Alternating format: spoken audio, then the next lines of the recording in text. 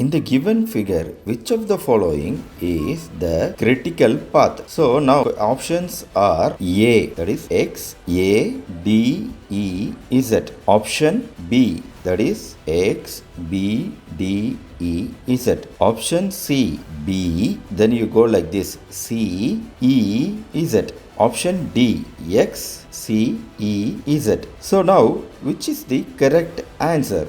See, a critical path in project management and planning is the sequence of stages that determines the minimum time required to complete a project. What is it? A minimum time required. So, if you need to calculate what is the minimum time, then you should know which is the longest stage. Only if you know the longest stage, that is the minimum time required to complete a project. So if one stage on this critical path is delayed, then it will delay the entire project. So you should calculate in these pathways which takes the longest time, A, B, C or D. So shall we calculate now? First option is X, A, D, E, Z. So here 3 plus 8 plus E, 3. So 3 plus 8, 11. 11 plus 3, 14. 14 plus 1, 15 months it will take. Option A, 15. Now let us calculate option B, that is X,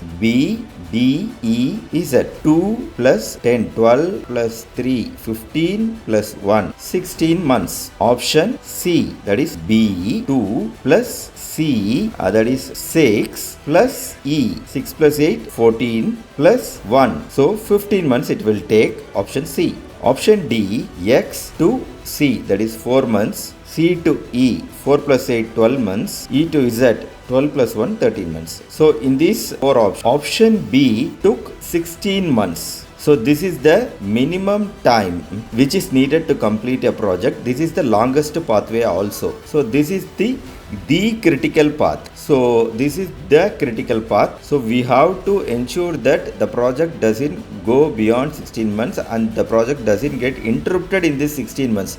If it gets interrupted, then the entire project will get disrupted. It will go beyond 16 months. So this is the importance of calculating critical path method. I hope it is useful for you. Share this video with your friends.